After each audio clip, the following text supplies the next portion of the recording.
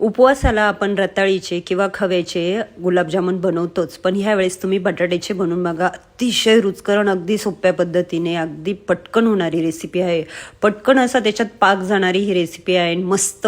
तर चला लगेच तयारीला लागा. इथे मी 2 बटाटे असे मस्त उकडलेले बरं का, किसून घेतले, ते व्यवस्थित हाताने स्मॅश करून घेतले. त्याला अर्धी वाटी मिल्क पावडर टाकली आणि त्यामध्येच तूप टाकले. आता तो पिठाचा म्हणजेच तो मिश्रणाचा गोळा मस्त करून घ्यायचा अशा पद्धतीने. इथे आपल्याला पाणी वगैरे घालायची गरज नाही. चला पाक तयार करून घेऊ. 1 वाटी साखर, 1.5 वाटी पाणी पाक करायला ठेवायचा नेहमीप्रमाणे. त्यात थोडीशी जायफळ पावडर, थोडंसं केशर वगैरे टाका आणि हे बघा पिठाचे असे मस्त गोळे करून घ्या, म्हणजेच बटाट्याचे आणि मिल्क पावडरचे.